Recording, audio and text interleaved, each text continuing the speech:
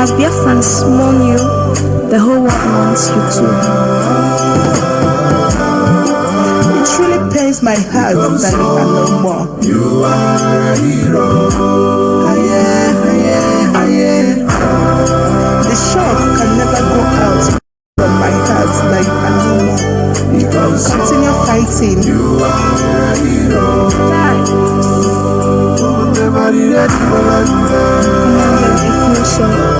Your sacrifices will never be forgotten. We will get Biafra. Reincarnate soon. And the council will be avenged without apologies to any idiot wherever in the world. And the work is ongoing to that effect, and we're not going to stop until the heads are complete. 2,000 of them.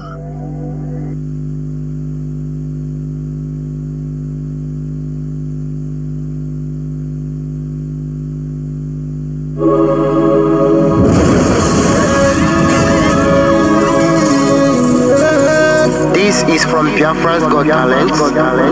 We are letting Biafrans know the reason why we should remember those who gave their life for us, those who died that we may live. You died to end my suffering. You died fighting for my freedom. Your blood is the seed of redemption. You are my inspiration. The deed no wrong for them, military shots on them. 70, we remember them. 2016, 38 May, memories still deep in our mind till today. Wonder why they refuse to publicize the genocide. The world media turn blind eyes to our plight. It's time to arise, land of the rising sun. Let's rise one more time, let's rise.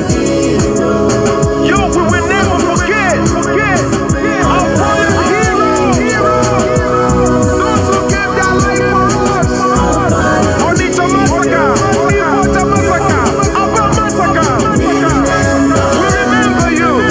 Alright. Remember when me tell you say I got that name. Yeah, I remember that one that called us a prospero. But the way you go, like a papa nuku. Oh, you never go hero. Me tell you what I look pandi, what party samiro. Me tell you what I day. For me just run and the rest of man, I tell you what I me never get up. Me tell them say what I want to promise you something today. We must fight together, no retreat and no surrender. We must hold them down till the end of time. The most important thing is that we will restore Biafra.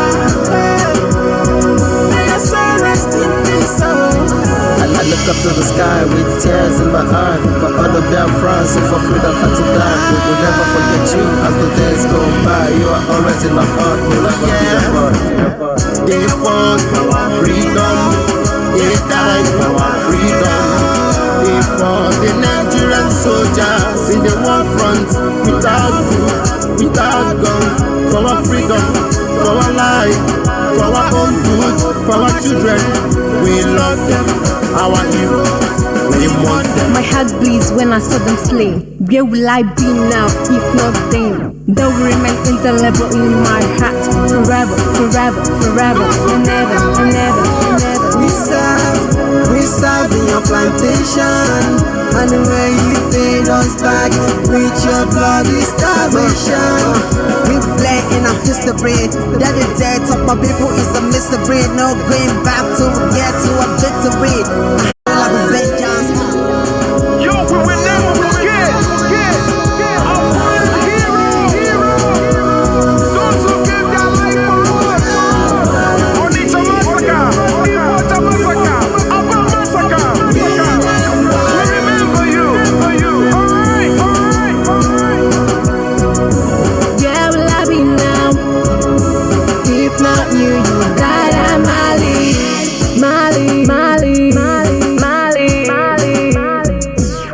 Yeah, we are starved to death because of our freedom, and they paid the debt for our freedom. Flag high for those that died in the genocide, fighting for you and I. There is pain in our heart, we're bleeding inside, tears in our eyes, so I'm falling here. This is for my fallen heroes. Give them a motivation, people. It's like I'm looking at myself in the mirror. Cause we to be a gas, I need to be a nurse. If we did not retire, yeah.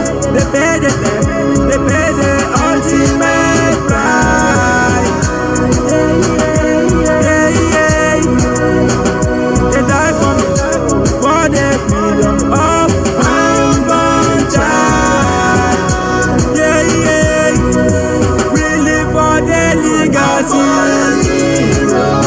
Yo, we will never forget our fallen hero. Onita Massacre, Iwata Massacre, Abba Massacre. We remember you. Alright. Yo, we will never forget our fallen hero.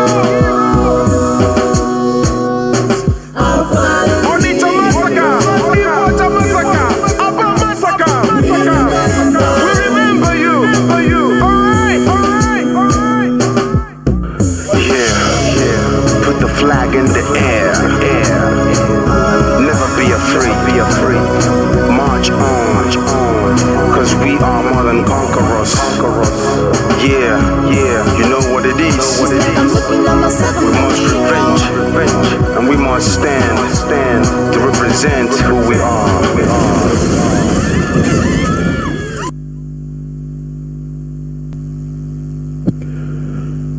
Good morning, good afternoon, good evening, and good night, great Biafrans and lovers of freedom. This is Radio Biafra House of Service coming to you through the auspices of Radio Biafra London.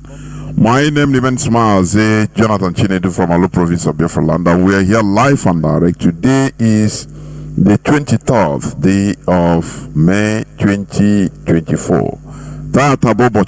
Therefore, I welcome each and every one of you to welcome your friends and well-wishers onto this hallowed platform, because this is where it all started. This is our rallying point. This is where we worship. You can be hearing us from FM or on FM frequency modulation in many parts of Biafra land, CHK 102.1. Also, we are live and direct on satellite, free-to-air satellite. You can be receiving us here. Therefore, if you go to social media like Facebook, you can also have multiple choices of listening to this hallowed platform. You can download IPOB Community Radio. IPOB Community Radio is a very low data consuming application through which you can be listening to this all important revolutionary radio, because this is where we dispense the reality. The reality does not lie. Therefore, as you may know, today is second to the last day of our series on our commemoration. Remember, we are on May, and it is our month of commemoration that will peak on the 30th May, which will be total lockdown in Biafra land. And we commend the institutions that are doing everything possible in order to shift any event they have. We commend them. That is how it should be. We have to be organized and be disciplined, because what we are doing, the commemoration, is for all of us. There is no family in Biafra land that didn't lose one or two people or more during the war. There is no family in Biafra land. And there are families that we are wiped off, cleaned off of this planet Earth. Therefore, why shouldn't we remember them? And those that died before and even continue dying till today. Look at somebody like Ikonso. and many others. Therefore, you have no excuse not. What then happened was very disgraceful because they unraveled and untangled, denied, lied, said that the people of the eastern region have no other choice but to say, what else can we do? So this is what we're going to explore today. So fasten your seatbelts. We go as quickly as we can. And I also need to say that of all the lectures we had so far, I thank you all for listening. And if you have any burning questions you want to ask, what we're going to do is on this Sunday, 26th, we're going to not talk a lot about the Biafran War, which was supposed to begin the discussion. I think that's a totally different topic, because we can talk about Biafran War for so long. So I'm going to reserve that day to maybe a brief summary of what the main topics we talked about, and then open up for people who have had some questions they want to ask. So I ask you to make it brief. Just come to the table with your question, and we do our best to try and answer them. We may not get the answer you're expecting, but we do our best to try and answer these questions, because it's important that as you hear something, we encourage you to interrogate it, ask and say, does this make sense? Why are you saying this? Where do you get information from, and so on and so forth? So our people will be equipped, and I want people to also go and read and research and find out more about. So we can't talk about the whole thing in the program. There's a lot to actually discuss. So therefore, as I said, let me be guided, and so let the words of my mouth and the meditation of my heart be acceptable in thy sight, O Lord, my strength and my redeemer. You see, so today's topic then is about Aburi. It's very, very important, because if Aburi was sorted out, perhaps lots of people would not have died, and they're still dying today. As a result of Aburi failure, Nigeria became, remember, there are people being killed before Aburi, but Aburi was supposed to find a way out. So when it failed, the land became soaked with even more blood than there was shed before Aburi. So let's try and see if we can understand what actually happened. So let me begin. So, as I said, when they finished Aburi, there was a celebration. Ojukwu was able to go back, and the plan was that Gowon, who's now going to be the chairman of the SMC, Supreme Military Council, is to announce to the Nigerian people what the whole thing was about, what was achieved, and so on. And of course, those on the eastern part of the country were anxious to hear from Ojukwu. We told you not to go, but you wanted more peace, more time. So how did it go? Oh, it was a successful meeting, provided all the discussions was agreed upon, and we'll be okay. So he celebrated. He said he hoped the war is avoided. Nobody wants war.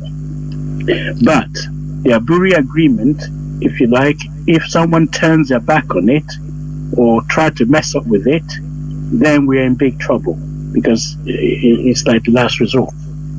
So when they came back from Ghana, Gowon, as I mentioned last meeting, the permanent secretaries, some of them who were actually present in the meeting, had a change of heart. They said, well, we don't think I need to raise a memo.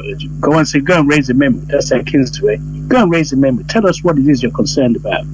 So that one went and raised a memo, and they talked about it, and so on. They said, well, you're giving too much to Ojukwu. You're giving away. The country is going to be divided. Is the country united today? No. The country is going to be divided. We shouldn't have given so much to Ojukwu. Hey.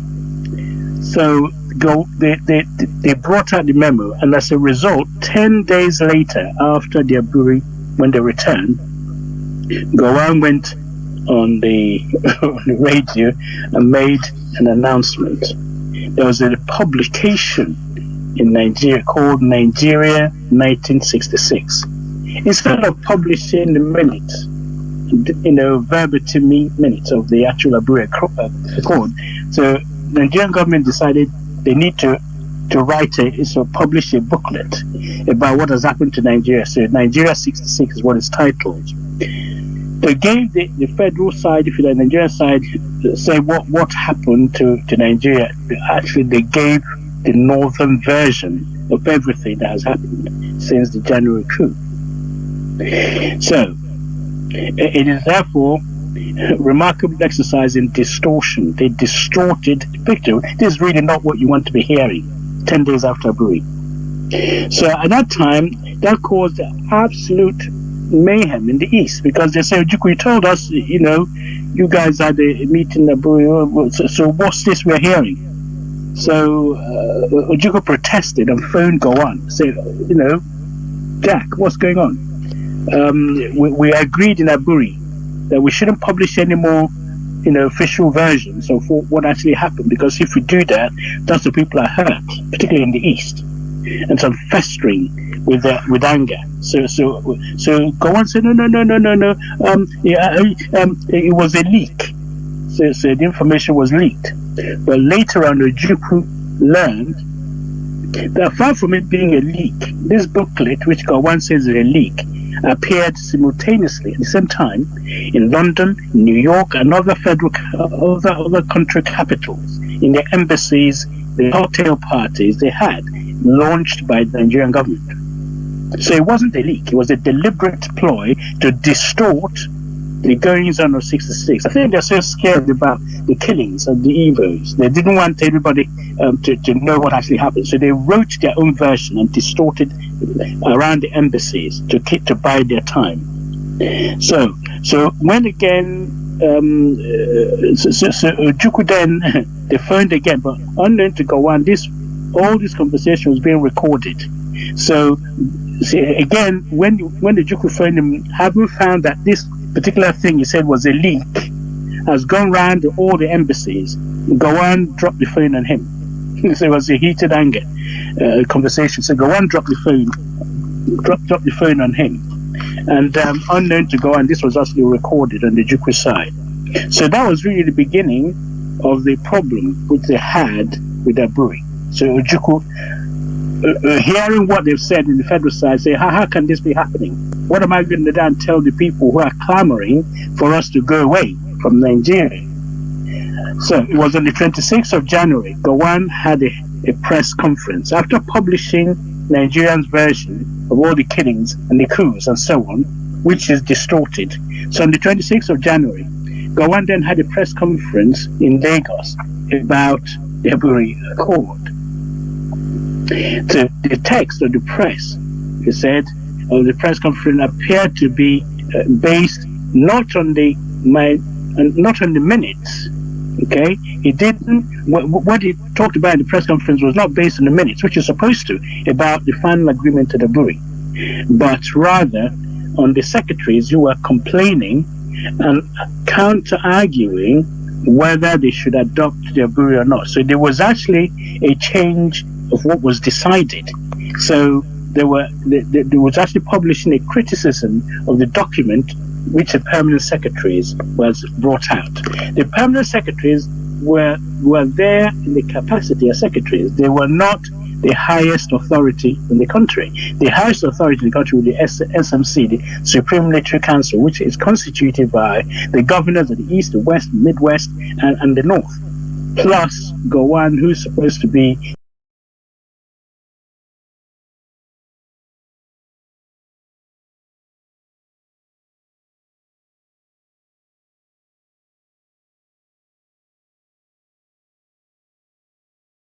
the Supreme Commander, constituted by the governors of the East, the West, Midwest, and the North, plus Gowon, who's supposed to be the Supreme,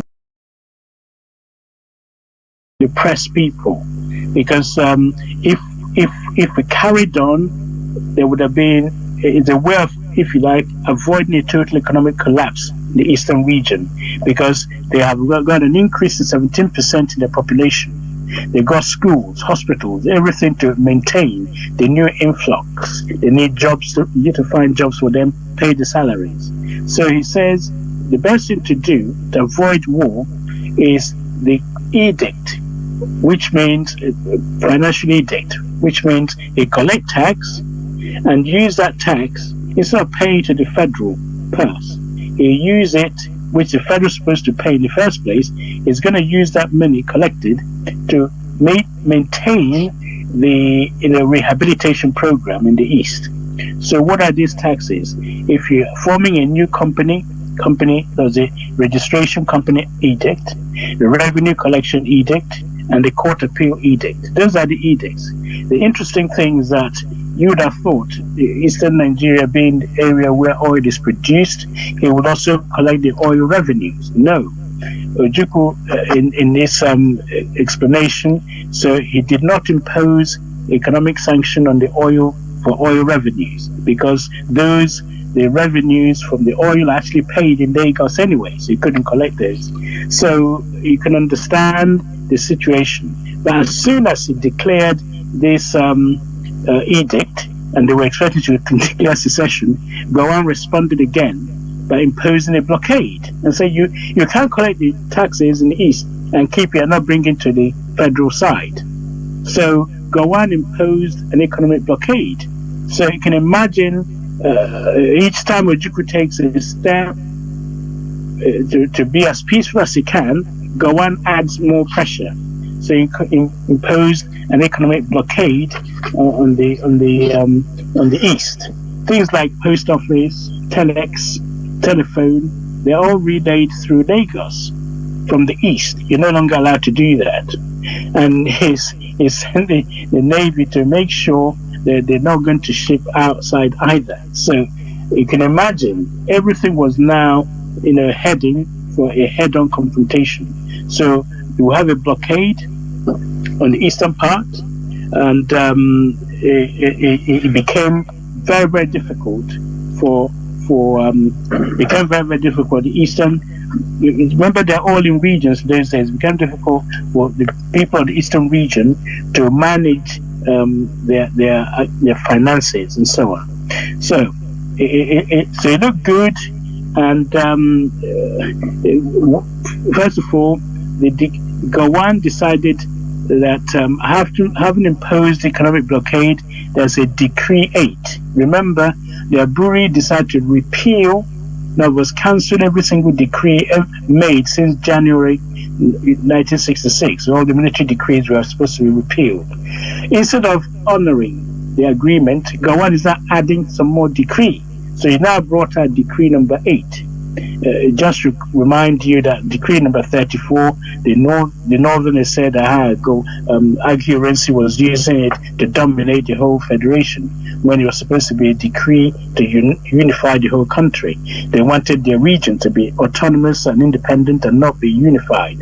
So here Ojukwu is asking for them to recognize the union, the actual region need to be more autonomous, especially after the massacres that was going on.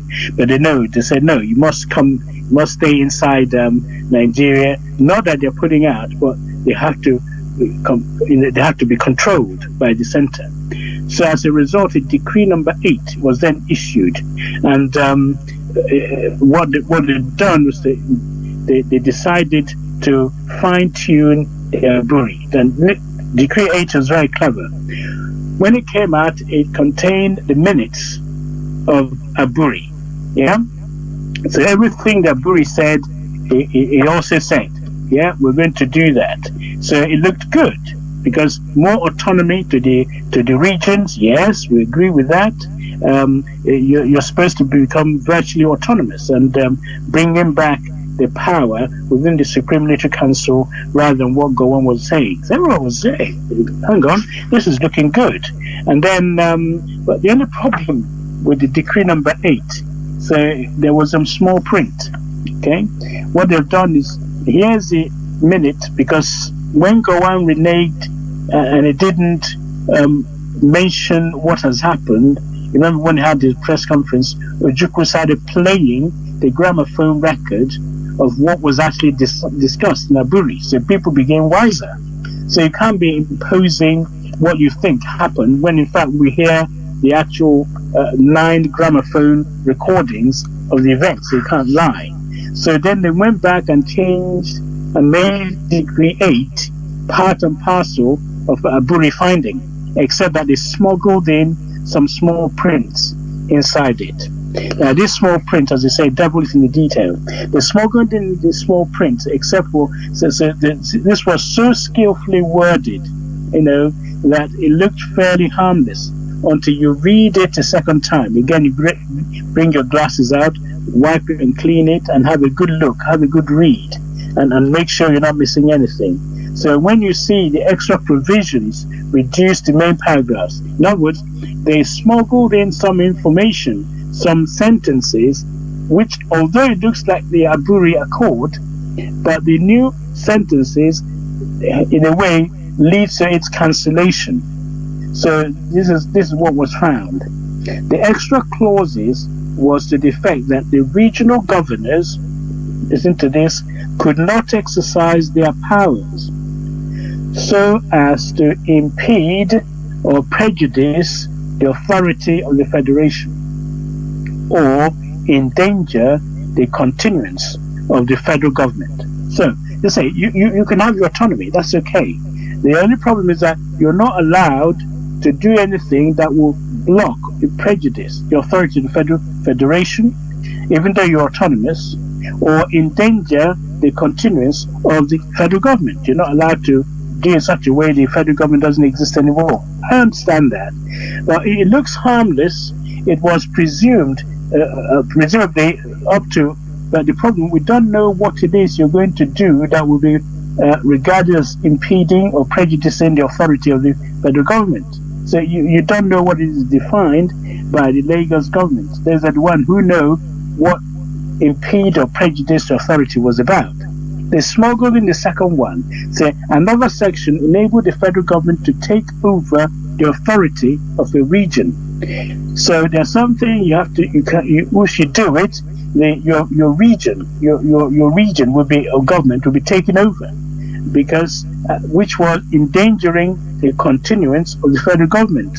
And again, the criteria for endangering, and nobody knows. So, in other words, the government from the center, the federal government can come into your region and grab everything and shut you down if they think you are endangering the continuance of the federal government. The third thing they smuggled in to create was most menacing of all. Yeah? So this is the one that really, if you like, shook the Eastern people to their core. It says, it's a state in that the paragraph which state the state of emergency could be declared in any region with the agreement of only 3 military governors. Let me explain this one. If in a decree you can impose what they call emergency, state of emergency. When you have a state of emergency, this is the bane of the whole country, because when Willing's committee looked at the minority powers, minority needs throughout the whole country, they saw, yes, they have Efik and all those in the east, yes, they have some minority, the west has this minority, the north has this minority. And they said of all the minorities, the people who should have more autonomy are the middle belt. The middle belt are the TV people. The TV people said, hang on, we're not getting our own fair share in this northern region. So they started rioting. So that's the first time in Balewa, there's the first prime minister, Balewa's government, that is sending the troops as a state of emergency. So there's a lot of killing and suppression using the military. The next state of emergency was in the west, which, as you know, led to Operation Wetier. Every place was unstable. Now, if you've been killed in the north, another part of Nigeria, 2 million of you have run back to the east. And in the discussion in Aburi, nobody mentioned state of emergency being imposed. And now they smuggled in Decree 8 and saying, if anything happens and the government in Lagos decided your region now need to be declared state of emergency. All we now need is just 3 members of the Supreme Military Council. So who are these members of the Supreme Military Council? As I told you, Supreme Military Council are made up of the governors of each of the regions: Ojukwu in the east, Hassan in the north, Ejo in the Midwest, and Adebayo in the west. The issue now is that in the north, they can go with Gowon because they have the military. The mid-belt, the TV area, that's where the military of Nigeria is. So you can't argue with them in the north. In the west, they also have the northern soldiers stationed there. The Aburi said they should go away, they should go home to their own part of the country and allow the Yoruba soldiers to rule, to stay in Yoruba, to provide security and everything. But the northerners are still camped there. In the Midwest, there's not a presence other than the northern again. So if you're going to have 3 out of 3 regions, 3 SSC members, Supreme Military Council members, it is possible that you can gang up on 1 because you need 3 now out of 4. So Ojukwu and the people around it saw this Decree 8 as specifically ready to target the eastern region if they feel they're becoming, boisterous or whatever. So because the other 3 can gang up, but in Aburi, what was stated was they have to have concurrence. Everybody have to have a look at whatever you're planning. So if you're going to declare state of emergency, you ask, Hassan, we're coming to do state of emergency. What do you think? You will not be told. If the other 3 agree that you need to be, state of emergency, they come and attack you. So Ojukwu thought clearly that this Decree 8, where they smuggled in this, state of emergency provision, was not going to be safe for his people. And that is really where the whole thing began to unravel. So that is very, very menacing, Decree 8. And it wasn't going to fly at all. So therefore, the East rejected this decree. So Gowon now realizes that the Aburi has been reneged and is drawing up that he is now supreme commander, and what he says must go, and he has decreed to impede and charge into any section of the country, so he's becoming very, very unpopular. So at this stage, cue the West. The West, Yoruba were very, very upset that the planning or the meeting said that you should return to your state of origin because you can't control the security in the West with the military, with the northern soldiers still there. So they should be going back to the north. So the Yorubas began to clamor for this to happen. Awolowo, who has recently been released from prison, and was now in a position to say that, that ad hoc conference meeting you guys are planning, well, I'm resigning from it. I'm not coming. What do you mean you're not coming? Because it says no. The Western delegates are not going to come. Why? Because you have not honored your northern, army leaving that particular region, and therefore it's not going to be healthy in association. And then he's saying to them also, as a leader of thought in Ibadan, they had a meeting in April, he resigned his West delegation, which was supposed to soon to be resumed, the ad hoc meeting, stating in his letter, it is in my considered view, and this is very important, because this is Awolowo now speaking. Awolowo said, it is in my considered view that whilst some of the demands of the East are excessive, within the context of the Nigerian Union, most of such demands are not only well-founded, but are designed for smooth and healthy association among the various national units of Nigeria. What Awolowo is saying is that he has been to the East at this stage, he returned from the East, and he understands the pain the Eastern region is going through. And he says, whilst he understands some of their demand may be excessive, but he can understand that for Nigeria to work most of what they're saying is important, is designed for the smooth and healthy association among the various people that make up country Nigeria. Because if for example, the military, you can't have the Igbo soldiers in the same trench or the same barrack as the northern soldiers because they were killed before. So there's a need for an area command where you're from is where you're going to be practicing your soldiery, if you understand what I mean by that. So therefore, the demand for the East is not unreasonable, and Gowon supposed to have made sure that the Northerners are left West. So he says, therefore, major statement. He says, under those circumstances, if the East were allowed to pull out, the West would feel free to follow suit. Okay, so this is April 1967. So Awolowo added that important point that Havron said he's not going to the ad hoc convention or ad hoc meeting to discuss, if you like, the Constitution. He said if the East, for a mission or commission, were allowed to pull out, the West will feel free to follow suit. And in the Midwest, Ejo said, well, he doesn't want the Midwest to be used for any problem. He wanted to remain neutral. So, and demilitarize. He doesn't want the northern soldiers camped in the Midwest either. So this panicked the northern region, because for the first time, you have Awolowo in the West, in the East, and the Midwest. They're all singing from the same hymn sheet. They're saying, North, we need autonomy more than we had in the past. So the North should go back to the North, and this panicked the Northerners. They don't normally panic because how are you going to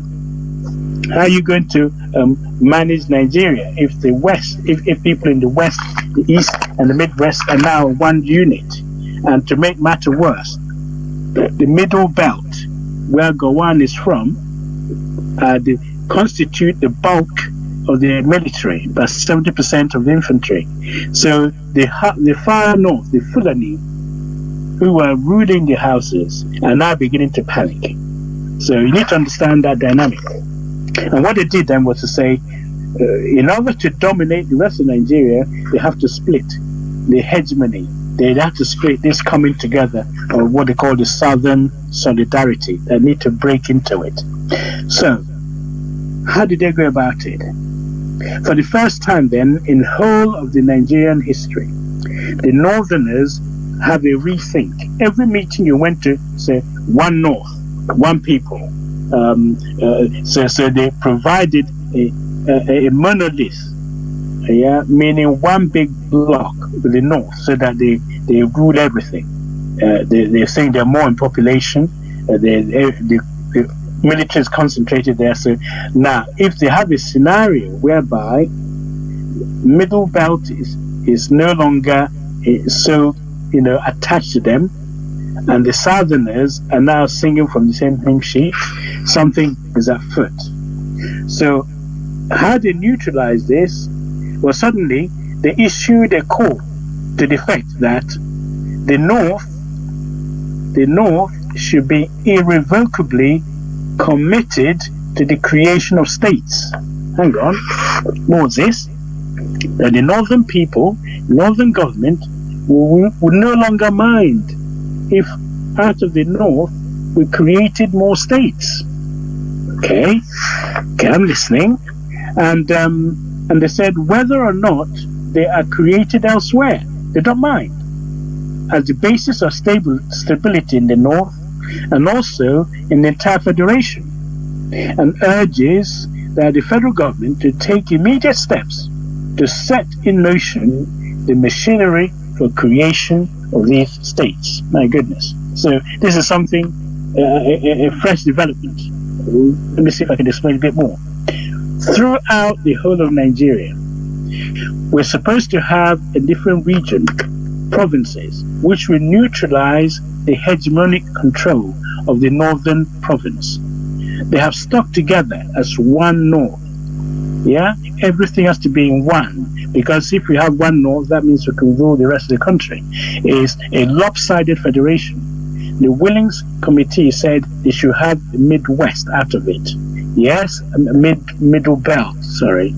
So that's why the TV were rioting, okay?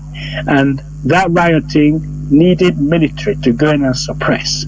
So for once, they're now saying, okay, we're going to relax that rule. Let there be more states created. And we don't really mind if the state creation is only in the north and nowhere else. So this change of heart for the ad hoc conference, the decision was then so out of character. Okay, it's like when Nigeria was seeking independence from Britain, and they said the North is not ready. The North is not ready. The North is not ready. And then suddenly they had an agreement with the Britain that 50% of the votes in the central legislation will go to the North. So they have 50% built in. So they don't have to come out from the North to campaign to win the election, because in the South, you have ANC on the one side and Action Group on the other. They're always going to split the remaining 50%. So they were always going to have majority. So people from the North didn't have to come out to canvass or for election. The people in the South had to go out to canvass. So they had an inbuilt majority, which Britain guaranteed, and therefore the country was going to be ruled by the North in perpetuity. And that is why there's instability built in. So called failure engineering. Now, on this occasion after Aburi, they decided they're going to loosen the things a bit. They're going to allow more states to be created, which will, in a way, appear to weaken the North, to allow the South not to be so, compact, or to weaken the Southern solidarity. Okay, so I don't know if I've explained that properly. So that's very, very interesting indeed, politically. So let me read this then. It says that this change of thought, change of heart, the decision was so out of character that one is led to the conclusion either that the minority tribes in the infantry had given their voice, or that the Fulanese or the Emirs had decided they could use the creation of new states to break up the growing solidarity of the South, while themselves remaining united behind the facade, give the impression they've divided the North, but in fact it's like a smoke screen across the state boundaries. Okay, so that is now. So what did this do? So Gowon seized on this and decided effectively. This is what actually made Gowon to now become more prominent in ruling Nigeria, because you no longer have the stubbornness from the North insisting they are one North, and everybody else need to be divided and carved up. So this decision solidified Gowon's power, because the three southern regions, the West, the East, and the Midwest, as long as Gowon no longer advocates, because Gowon is now in the position to advocate creation of states. But this is exactly what Awolowo has always prayed for and wanted, because there's no way they're going to break up the northern hegemony unless it's carved up a bit. So Awolowo was happy with this idea of creation of more states, as it means the breakup of the North. So he jumped at this chance. He was very happy with this. The next thing is Awolowo is now biting. So they decided to make him Commissioner of Finance. Wow, that's a very powerful ministry. He's going to now be in charge of the finance. Remember, the Igbos are nowhere near in sight. The Easterners have gone back to the East. So Gowon is now going to be in charge of the powerful Ministry of Finance. Okay, and on top of it, the third one, to bribe him, is now going to be the Deputy Chairman of the Supreme Council, in where they have mixed the government with soldiers and civilians.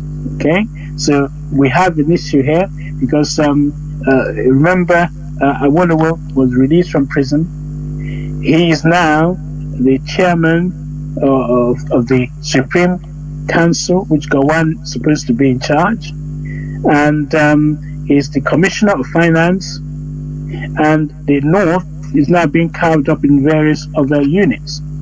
Okay, joining him as a civilian in this Supreme Council is Chief Inahara. Inahara is a minority tribesman from Midwestern, and another person is Joseph Taka, who is the champion of the TVs or Thieves. Also, TV is spelled TIV, but they call TV. Okay, they also got ministerial appointments, and so you see what's happened. They have grabbed the middle belt, given them a post in the Gowans. They grabbed the West and given them posts. So now, having done that, they have broken the actual, if you like, the solidarity that was building up between the West, the East, and the Midwest. So, having done that, it closed the ranks. Okay, Gowan is now strong to take on or do a showdown with the East. So that is the tactics he used. I must remind you also, before I forget, that after the killings in the north, the Yorubas, the Obas, if you like, their kings, went up to the north to thank them for sparing the Yoruba people who were in their country, in their part of the country, because the target of the genocide was on the Igbos. So they had the Obas go up to the emirs and thank them for not killing the Yorubas. So you can imagine now what's happening. The Yorubas are now getting closer to the north. And throughout the, April, May, June, Hassan was visiting Ibadan on so many occasions. They're having lots of discussions. They're having lots and lots of discussions. What's going to happen if there's a war, and so on. So, and the Westerners, because Awolowo insisted that the Nigerian military, the Northerners, should now leave the West, so they agreed. They moved them from Ibadan, just up the street, along the road to Ilorin. So they fulfill the idea of northern soldiers going to north, easterners going to the east, and so on and so forth. So so Yoruba has got, if you like, they've been subdued because they've agreed moving the military away from the western region has been complied with, although in Lorry, you and I know, is also Yoruba land, but it's literally so close to Ibadan. If there's any problem, they just drop back in. They haven't gone too far. So the military has been answered. They're now finance commissioner, they're deputy leader. So the East is now being isolated. Okay. So what did Gowan then do next? Okay, he's now ready to fight the East. So he'll be the question now is, if the East you break out, this is going to be a very, very quick fight. If you read strategy about war, before you declare war, I think it's a Chinese general who said, make sure you won the battle, make sure you won the war before you declare war. So if you are confident that you're going to win the fight, then you declare war, isn't it? So, but Nigerian scenario, all the military equipment was concentrated in the north. All the soldiery is in the north. Everything is in the north. The only thing that the East was involved in is building officers, because they were trained, high skill manpower. But the actual soldiery, the military, the training, the ammunition, the development, everything was all from the northern region. So they had sufficient firepower that if they want to fight the East, it would take a few hours to subdue it. So they should start making noise. That's maybe about 72 hours, and so on. So they were really ready now to take on the East, and to finish the job they started in May. They haven't quite finished dealing with the Igbos yet. So that is the scenario then around May. And there was another peace move. Yeah. At this stage, the press people were coming to him, and remember, since early May, they have imposed a blockade on the East, so they're not really going to buy and bring in weapons and what have you. And which extended postal service, postal orders, but also affected telephone cable, telex machines, and so on. So the East was under blockade. They gained the rapport with the West, the Middle Belt, the Midwest, and so on. So now it's between Gowon and Ojukwu, and to see how they could sort this out. Ojukwu, of course, sensing the gathering storm, told the newspaper people, Reuters, he said, "I think we are now going downhill, and it would take a great deal to hold the momentum. We are very close, very, very close." That means the confrontation. So at this stage, late juncture, around May 7th or so, there was another move. A group calling itself the National Conciliation Committee. This was headed by a federal chief justice called Sir Adetukumbo Ademola, the Yoruba guy, and he included Chief Awolowo. They visited Ojukwu again around May 7th. They listened to his views, accepted all his demands, and called for the federal government to implement them. These demands included little more than implementation of the agreement on 9th August, to post the troops back to their origin, and also to call for the economic sanction to be lifted. So, on May 20th, Gowon accepted all the recommendations. But it was another illusory hope. It appears Gowon said, "Yeah, I'll take this," and then you don't do it. So, for example, he says he announced that the ban on Nigerian Airways flight to the east, remember there's a blockade, has been lifted. But he announced that, but along with other sanctions. But actually, the director of the Airways privately admitted that he had not yet had an order to resume flight to the east. So as for the troops, Colonel Hassan, as I mentioned earlier, who flew to Kaduna to Ibadan all the time to inform the troops they were to be moved. And this time to, as I mentioned, to Ilorin, which is a stone throw away from the border.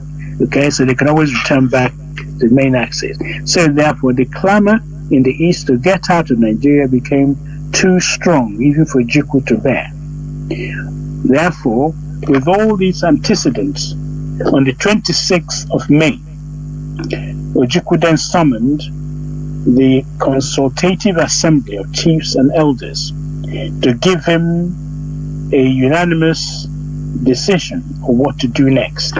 Okay, so there was about 335 delegates that gathered at Enugu. And what are they doing in Enugu? They have to come and hear what's been happening. Ojukwu was asking them, we need to meet and we need to talk and to brief you on the current situation, because the refugees are not being looked after.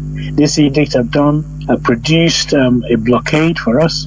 In fact, there's something called Ofe Enwenu. In other words, you're eating your soup with that salt in it, because before the war started, because of the blockade for 3 months, okay, from March, around June, July, and so on, there was already scarcity of some items like salt. So the blockade was beginning to bite. So Ojukwu then called this advisory committee of chiefs and elders to Enugu. So they're about 335. They're made up of people, unions, teachers, and every, if you like, town or so was represented. They had nominated their members. If your town or so, you have a chief who went there to represent you, to hear what has to be done. So Ojukwu then called them, summoned them, 26th of May, 1967, and told them, here is our situation. Okay, we're looking for solutions. Number one, do we accept the terms of the North and what Gowon is saying, and thereby submit to domination by the North? In other words, this business of if the British quitted, says Tafawa Balewa, and the uninterrupted march to the sea will continue. So, if you like, in their minds, they know what's happening.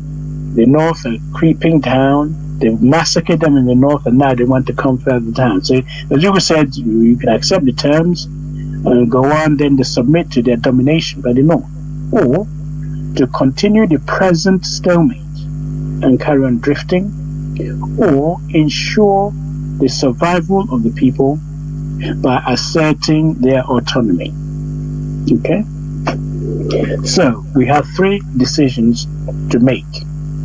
So Ojukwu said, please discuss and let's come to a conclusion, a solution of what to do to preserve your people, or to hand in the towel and let you be dominated by other people. Okay, so that is really the situation at that time. So Ojukwu was accused, of course, in Aburi of being so educated, being so prepared at the Aburi conference, that he ran the show and so on and so forth. But it's all about education, okay? And I think Malcolm X said that just because you graduated with a white man's degree, yeah, Malcolm X, just because you graduated with a white man's degree does not make you educated, okay? It says, if you haven't learned anything about yourself or how to help your people, then you are still uneducated. So therefore you should know thyself. The Ojukwu's motto is, to thine own self be true. That's Ojukwu's motto, personal motto. So Ojukwu was therefore, if you like, in a position where he has a decision to make. He has his education, but is also very, very sensitive to what to do for his people.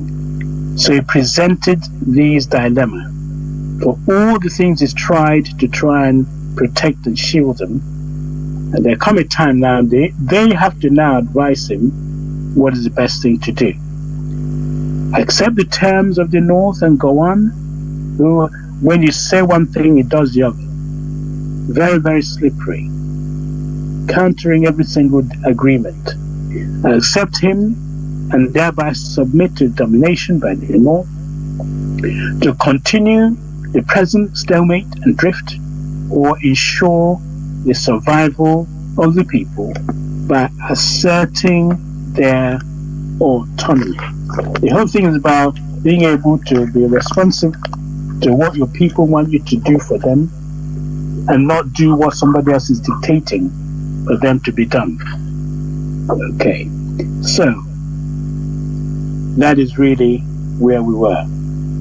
So on the 26th and 27th, there was a 2-day meeting in Enugu. Remember what I said? They had people from various other parts of Eastern region. BU from the coastal region, be from the Goja area, every province was represented. So they spent time discussing and trying to work out how best to go about this. Okay. Now, so once they finished discussing, it was concluded that the best thing for them to do is, in fact, if you like democracy, they voted with their feet that enough is enough. They've been humiliated enough in Nigeria. They're not having any compensation paid to them. Nothing is working. The best thing to do is to pull out. They don't have any choice. They have to leave. They have to pull out of Nigeria. And so they told Ojukwu, we are mandating you. We're not asking you to. We're not asking you to think about it. We're not asking you whether or not you think it's a good idea. We are mandating you to take us out of the country. We want you to declare us an independent country. So that is really where the whole thing unraveled. Okay? So let me see if I can find the declaration they made, or the mandate they gave to Ojukwu, because it's very, very important. And after 2 days conference, it was decided the best thing to do, because they're not really getting far from Nigeria, from Gowan. You say one thing and it flips to the other, flip-flop. It appears he was getting all this wonderful advice from the foreigners and so on. So he wasn't really in charge. Not only that, the Constitution of Nigeria gave you protection, because if you're a citizen of Nigeria, you have protection from the army, or from the navy, and also from the police. But the Igbos, it doesn't appear, or the Biafrans, to be the eastern region, it doesn't appear that they had any protection. So the government of Gowan had failed them. They can't guarantee them any safety whatsoever. So it was time they did something which will be for their own safety. That's really what the conference was about. So let me just see if I can find what the actual mandate they gave to Chukwu. They said, whereas we are living witnesses of injustices and atrocities committed against Eastern Nigeria, among which are the premeditated murder of over 30,000 of our innocent men, women, and children by northern Nigeria, the calculated destruction of the property of our sons and daughters, the shameless conversion of 2 million Eastern Nigeria into refugees in their own country, all this without remorse. If they apologize and say, we're sorry, this happened, that was another thing. But nobody apologized, nobody took responsibility, no one was arrested. So in law, it's condonement, means the government is behind it. So now, whereas it carried on a consequence of these and other acts of discrimination and injustice, we have painfully realized that the Federation of Nigeria has failed and has given us no protection. Whereas, in spite of these facts, the government and people of Eastern Nigeria have persisted in their efforts to find a practical and a just solution that would preserve the continued existence of Nigeria as one corporate unit and restore peace and confidence, as demonstrated by the initiative of our military governor in getting all the military leaders together in Aburi, Ghana. Whereas the hopes which the Aburi agreement engendered have proved to be misplaced and have been destroyed by a series of acts of bad faith and distortions, and finally by a refusal on the part of Lagos government to implement these and other agreements, notwithstanding the facts that they were freely and voluntarily entered into. Okay? Whereas the Federation of Nigeria has forfeited any claim to our allegiance by these acts and by the economic, political, and diplomatic sanctions imposed against us by the so-called federal government. And whereas the object of government is the good of the governed and the will of the people, its ultimate sanction. Now, therefore, in consideration of these and other facts and injustices, we, the chiefs, elders, and representatives of all the 20 provinces of Eastern Nigeria, assembled in this joint meeting of the Advisory Committee of Chiefs and Elders and the Consultative Assembly at Enugu, this 27th day of May 1967, hereby solemnly mandate His Excellency Lieutenant Colonel Chukwuemeka Odumegwu, Military Governor of Eastern Nigeria, to declare at the earliest practicable date Eastern Nigeria as a free, sovereign, and independent state by the name and title of the Republic of Biafra. And it says, resolve that the new Republic of Biafra shall have the full and absolute power of a sovereign state, and shall establish commerce, levy war, conclude peace, enter into diplomatic relations, and carry out as of right other sovereign responsibilities. Therefore, direct that the Republic of Biafra may enter into arrangement with any sovereign unit or units in what remains of Nigeria or in any other part of Africa, desirous of association with us for the purpose of running a common service organization and for the establishment of economic ties. Recommend that the Republic of Biafra should become a member of the Commonwealth of Nations, the Organization of African Unity, and the United Nations organizations. They recommended the adoption of a federal constitution based on the new provincial units. Reaffirm His Excellency's assurance of protection for the persons, properties, and business of foreign nationals in our territory.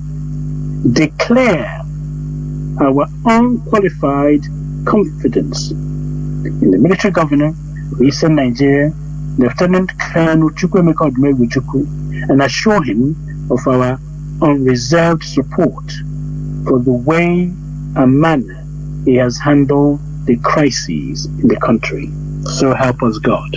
So what I've read for you is the mandate given to Ojukwu on the 27th of May 1967 to go ahead and declare Eastern Region the Republic of Biafra. Okay. So the key thing now is at the practical and the most practical date, the earliest practical date. So what was happening? The rest of Nigeria, of course, Gowon knows what was going on in this meeting. So what did he do? So that the mandate has now been given to Ojukwu, and Gowon immediately activated the plan the next day. What plan was this?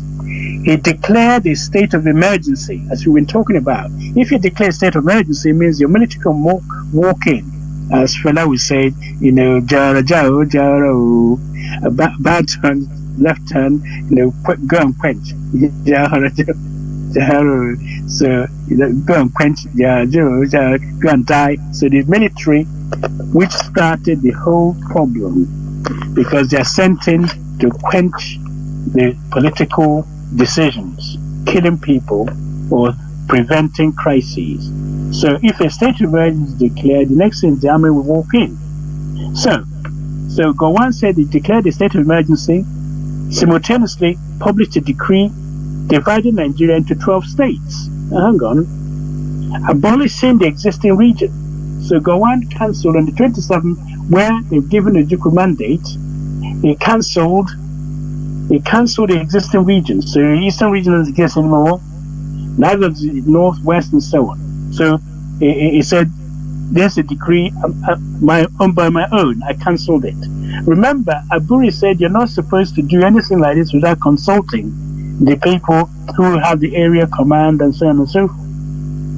Then the next one said he could hardly have behaved more provocatively. In other words, if he really wanted to, it's like you're about to fight somebody and you're wondering whether the fight is going to happen or not. That person then comes and pours sand in your eyes or slaps you. So it is really asking, provoking. So for one thing, there has been no consultation. Nobody asked Gowon, why did you suddenly decide to create these states? Did you consult the people? Where's the boundary? Was there a discussion? Was there a consultation? No, he just said, "Fiat, I'm going to divide all this country into 12 states." which was in itself against the Constitution. The country Midwest, Midwest was designed after there was a referendum, isn't it? Yeah. And the Cameroon, the southern part joined from Nigeria, joined Cameroon, and northern part from Cameroon became Nigerian. So there are referendums. There are constitutional referendum which have occurred in consultation. You can't just start carving places up without asking the people who live there. Okay, so that is the next thing. So it went back on all the promises that each region would have its full say in any future format of association. So Gowon did not bother to ask anybody, just by fiat, by dictatorship. He decided. Remember, he was not the most senior in the army. He came in as a rebel with people supporting with guns. He's now imposing his will on the whole country. So when you say people from whichever state you come from, Gowon has created it, did he ask you? No, he didn't. Okay, so more important was the division of the eastern part into 3 tiny states. If you looked at eastern region, remember when the Willings Committee looked at the minority, they didn't think it was necessary to divide the east into these little minority states because they're already integrated. There are a lot of Igbo people living in what they call the rivers, in the Calabar area and so on, and places like that. There are Igbos. So what he did was circle a corner and sort of East Central State, and now become Igbo territory. So what about Igbos who are outside these territories? No consultation, and now to make the matter worse, Port Harcourt used to be an Owerri province. Okay, let me repeat that. Port Harcourt used to be an Owerri province. Majority of Igbo people went to Port Harcourt, developed the built towns, and so now Port Harcourt is no longer part of Igbo. It's now It's now rivers. So so East Central State is now located right in the middle, surrounded, no access to the sea. That is going to be the Igbo, place. So it has been described then as an open challenge to secede. So what Gowon did is to say, I dare you, Gowon, I dare you to secede, because he's got all the weapons. He's gone to outside and he's got access. He is in charge of Lagos. The outsiders recognize him as the de facto head of state. So he got access to international community to seek weapons and so on. So he's a real dictator. So he wants to impose his will, or whatever his master's will, on the whole of everybody. So therefore, for short, it says it's going to abrogate this Decree 8. Remember the one that says it can impose, if like, emergency on any part of the country, take over the area command or whatever it is, and for a short period necessary to carry out the measures which are now urgently required. Says go on. I don't know what these measures are urgently required. It's not rehabilitating those who have lost so many things. It's basically creating states to cause more confusion and cause more killing.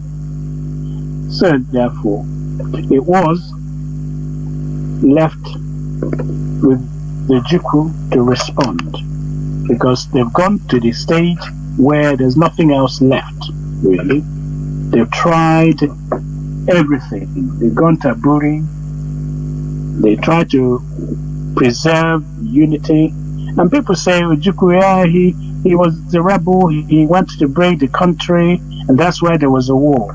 Ojukwu had more to lose than the average Nigerian, because his father, who recently died, is a multimillionaire. In the current state, he'd probably be a billionaire. Is one of the richest men in Africa, let alone in Nigeria. So, and all the properties and so majority of them are outside the eastern region. So he alone has so much to lose. He didn't have to go and declare Biafra, but he can either say, I'm going to look after my people, their interest, or I look after my property. Ojukwu chose his people.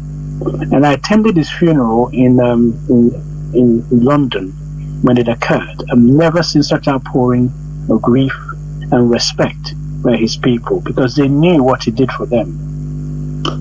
So he was a proper leader who cared for his people. So what the Ojukwu did here is something remarkable. There was no weapon really to defend his people. So he said, okay, they want to fight.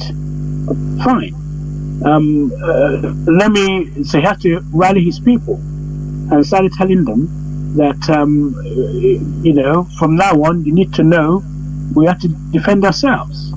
And even if they crossed over, because the injustice was so much, that if anyone should invade our territory, he said, even the grass will rise and fight. Hey, everybody, the grass will rise and fight. Even the grass will fight for us. So everybody knew the injustice, the actual pain they've gone through, that you have no choice. So he's been given the mandate to declare a country which people knew would be the only way to protect those who have run away, who have fled from far-flung areas in Nigeria. Remember, the northern Nigeria is half the Western Europe, a huge place, and people had to escape. Those who managed to get into the train were stopped and killed on the way. A classic case of those who are beheaded and put back in the train. A woman who had a suitcase, and inside is the head of the daughter that was chopped off in front of her. There's so much pain for the Igbos and those in the eastern region who suffered. And the last straw is to impose on them and this sanction of state of emergency, meaning the army could rush across any time and finish the killing. So with all that goings on the 30th of May, Ojukwu called all the diplomatic people, the journalists, they all gathered on the State House in Enugu. So Ojukwu then had to read the Declaration of Independence, which I'm going to read part of here for you. So as they all gathered, so Ojukwu said, fellow countrymen and women, you, the people of Eastern Nigeria, conscious of the supreme authority of Almighty God over all mankind, of your duty to yourselves and posterity, aware that you can no longer be protected in your lives and in your property by any government based outside Eastern Nigeria, believing that you are born free and have certain inalienable rights which can best be preserved by yourselves, unwilling to be unfreed partners in any association of a political or economic nature, rejecting the authority of any person or persons other than the military government of Eastern Nigeria,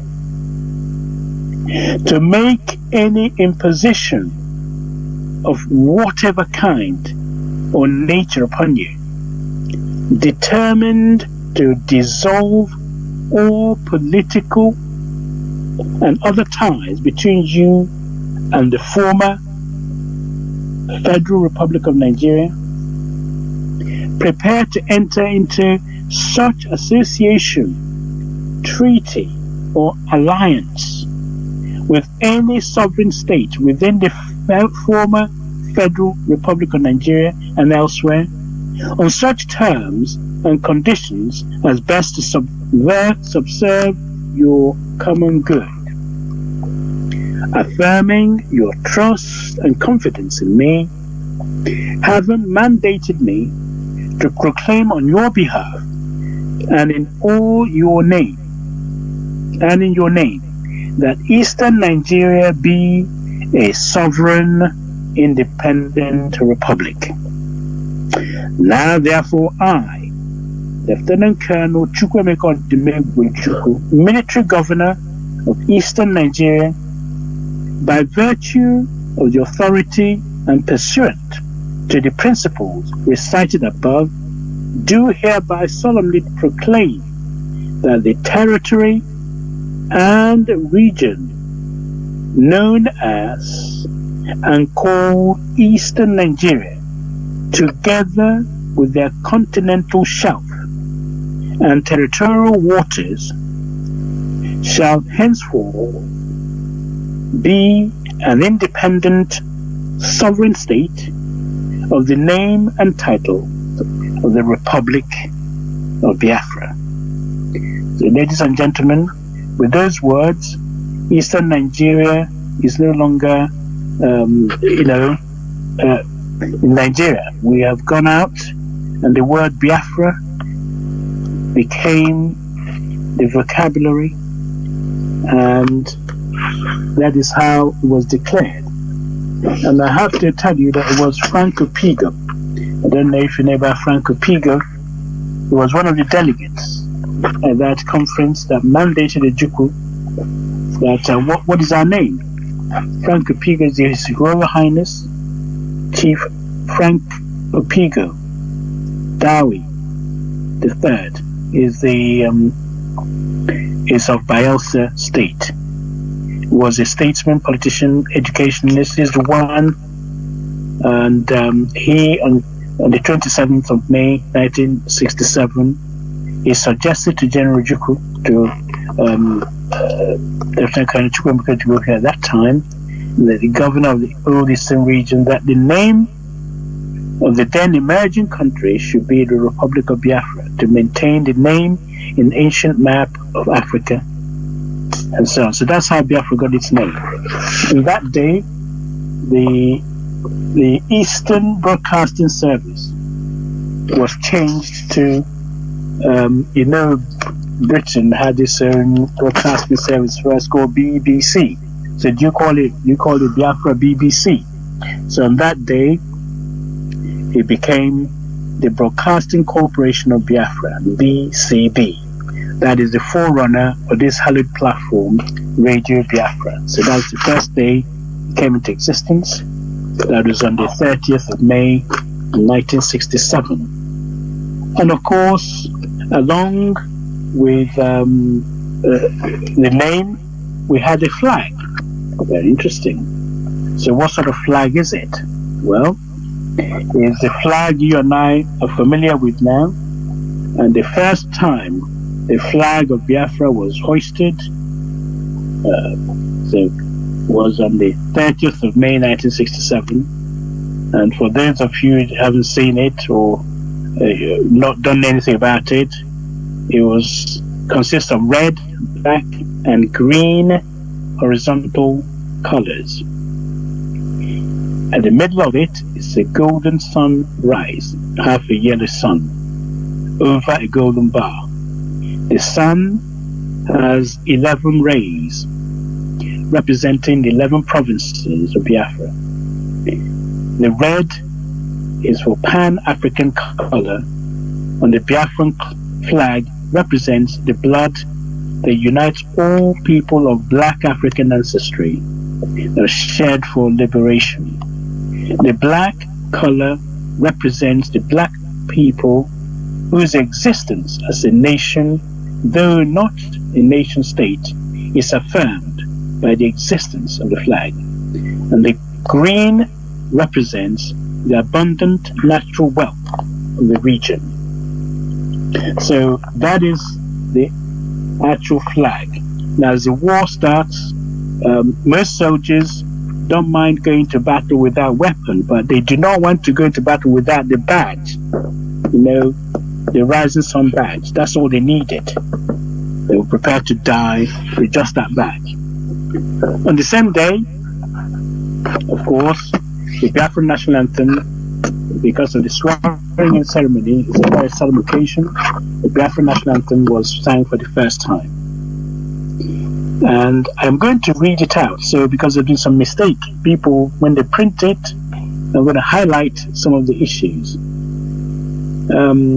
It's a national anthem. The music is based on Finlandia, which is by Sibelius, and the composer, Finnish origin. And it's modified by an ode to Onisha, which Nnamdi Azikiwe wrote. So it was fine-tuned to be the national anthem of Biafra. And it says, "Land of the rising sun, we love and cherish. Beloved homeland of our brave heroes. We must defend our lives, or we shall perish. We shall protect our hearts from all our foes.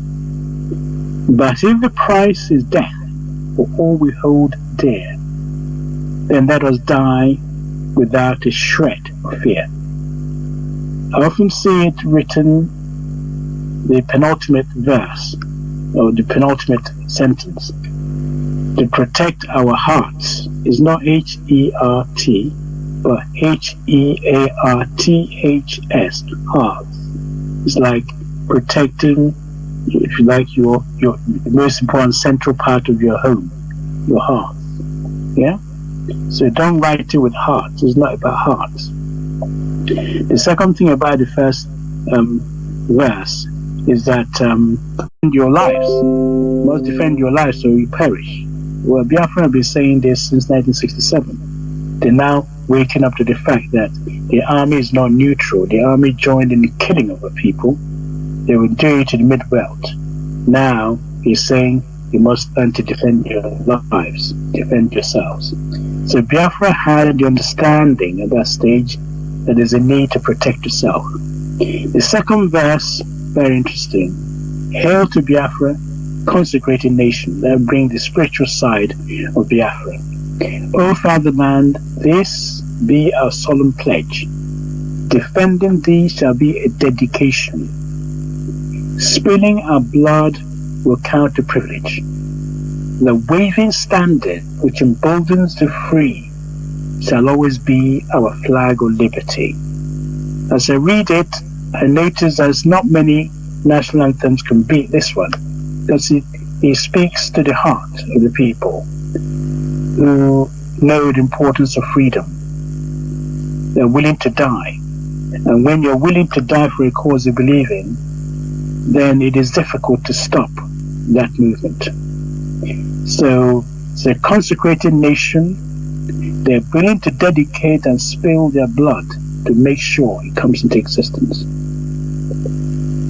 Then he went into verse 3, we shall emerge triumphant from this ordeal. They're prepared. It doesn't matter what it costs. We're going to come out of this triumphant. And through the crucible unscathed will pass. When we are poised, the wounds of battle to heal, we shall remember those who died in mass. Then shall our trumpets peal the glorious song of victory we scored over might and wrong. It's dedicated to making sure, which as in the Second World War, when Britain go to war, they wanted to prove that might is not always right. You've got all your firepower, as Hitler did. You think because you've got might, therefore you're right. No. So ours, we're going to triumph over wrong. We're going to have victory scored over the might and wrong. Okay? We will sign the prophet. We have not started celebrating yet. We will have that glorious song one day. And then say, oh God, protect us from the hidden pitfall. We go astray. Give us the strength to heed the humanist call, to give and not to count the cost each day. Bless those who rule to serve with resoluteness, to make this climb a land of righteousness. You see, the land of Biafra suffered enough, but he wanted to be turned into a land of righteousness. A certain breed of people are needed for that. So it's a high, lofty, spiritual anthem, which from my point of view is second to none. And I pray that in my lifetime, in a major gathering like Olympics, World Cup and so on, we had this hoisted. That means we have arrived. They have been delayed. A nation has been born, and it will be restored. And this I give you, my brother Jonathan, that our people have gone through a lot. Declaration of Biafra, which this particular lecture was trying to target. There's a lot in it, but Ojukwu has been accused of, rushing and declaring Biafra and saying the Nigeria had to fight because he's a rebel. If you look at the situation, he had no choice but to preserve his people, and more people died. We're talking millions. At one stage, it was up to 10,000 people, children especially, were dying in a day. Can you imagine that? So we have been through a lot, and restoring Biafra is one of the biggest challenges of our time. And in my lifetime, I see the same that I remember when Biafra was declared. The outpouring of joy, which is unbelievable. It's like Biafra, when people heard we have declared Biafra, hi, come and see. Just people were so overjoyed, and it's something. It's a beauty to behold. Everybody's like Ojukwu said, as when he used to be a sprinter, and what happened when Nigeria was going to be independent, everybody was already, if as a sprinter you're good sprinting, you had the mark on the box, on your mark, get set, go. You just want the whistle to go, and you show the world what you can do. So people that returned to Biafra were given an opportunity to have a country, and they in such a, oh my goodness, they were ready to show what can be done. They said, let's do this. They were ready to fight. Some, you're going to battle, you haven't got any weapon. You're behind somebody who is in front of you. When that one dies, you pick up the weapon. Take my boots off when I die and give it to people in the camp. Yeah? Why was all this? Because we believed that our cause was right. When we came Madujaka Ike Queens, when came Madujaka Ike Chuku, when came Ike Queens Jaka Ike Chuku, Nano, Chuku, when they sing it, and you hear the Biafran soldiers sing it, my goodness, we have a nation. So I'm going to leave it at that, and please make sure you've written your questions down, and come Sunday, by God's grace, we'll answer as much of your questions as possible. I hope I've been able to help you understand a little bit what it was like, and all the goings on that allowed Biafra to be created. And our job now is to restore it, because they have not stopped killing us. I thank you once again. Thank you for listening. Thank you, Mazi Jonathan. Mazi, before you go, there's something also I want you to. It's a question, because in all this pre-war,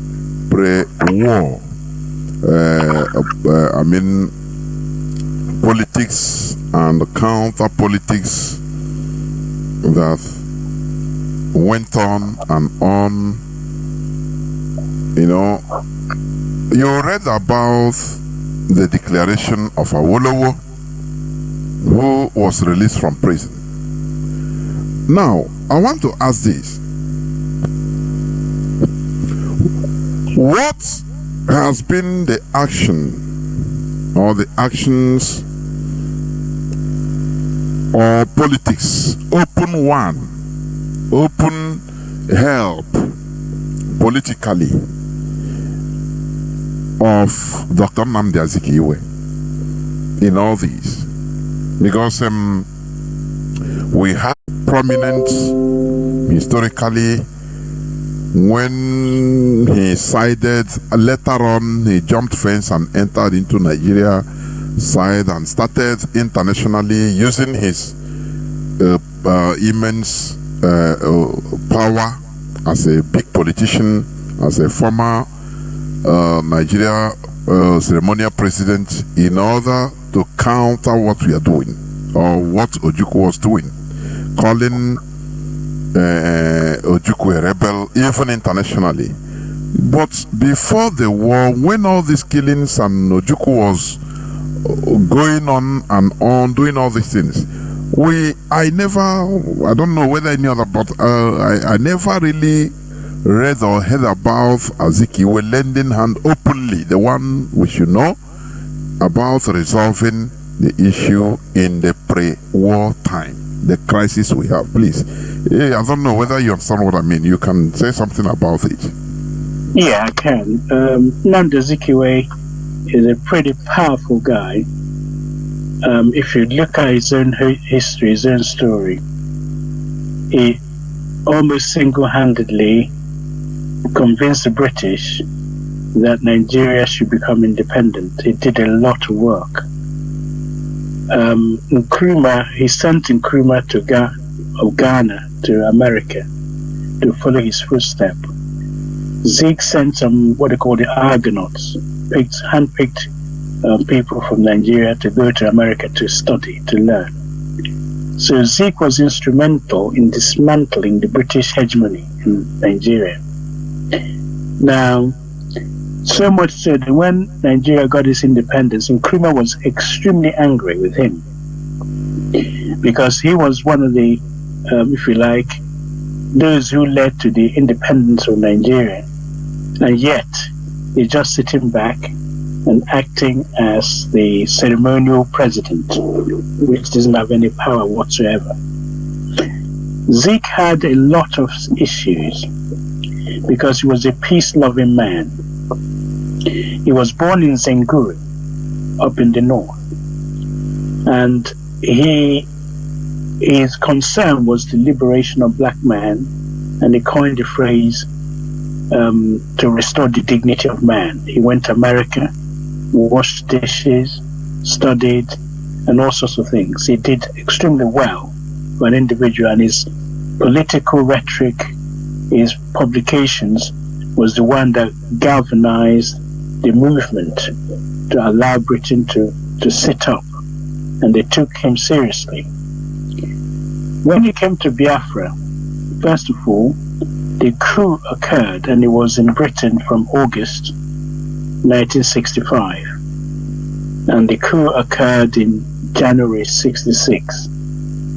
So he was recovering from a long infection. He had an operation. He was recovering when there was a coup. So the Northerners said, Zeke escaped. He must have been tipped off. Well, that's another story. So he was one of those who was spared, if you like. When Nigeria had its independence, the very first election was a disaster. A disaster in the sense that the election was so rigged, so badly, so he himself, and Zeke was saying, I think Nigeria should be divided peacefully rather than in pieces, because the election cannot stand. He's not going to sanction it. So because of compromise, they managed to persuade him that although it was rigged and so on and so forth, they should go ahead. I'm talking about the very first election, and the world will see that Nigeria cannot hold this an election without mess up. So between himself and Tafawa Balewa, they cobbled, they compromised. They were going to dissolve Nigeria in 1964. So they managed to cobble it to give Tafawa Balewa another chance. So, and all that counted against the Tafawa Balewa because the whole thing was a compromise in the first place. So when the war did start, his role was highly respected. The national anthem I just read out was composed by him. He was one of the people look up to him. Okay, so particularly the Igbo politicians. So he was also, if you watch some of the pictures, he was sat with the Ojukwu, and when they started off as his advisors, and he was sent off to all the important capitals, and his friends like Julius Nyerere or Tanzania, was one of those who recognized Biafra. So Zeke just have to convince them that we know we know about African unity, but here's a different problem. So was Kenneth Kawinda, another friend of his, who also recognized Biafra. So it was very instrumental in the early stages, making sure Biafra got the recognitions it needed. In February '69, he was one of those who proposed that the best thing is to send in troops, United Nations troops, to go and camp between Nigeria and Biafra, so that there will be an opportunity, right, whether they want to be Biafrans or Nigerians. They should have some form of a referendum, or some form of an amnesty. What is it? A plebiscite. That was his exact word. That a plebiscite should be issued between Nigeria and these people to see whether they want to remain Biafrans or so. Because the UN ignored all that. These are all important decisions. And meanwhile, Biafrans were dying. The escalation of people dying was such that it's possible that they couldn't take it anymore. And they defected.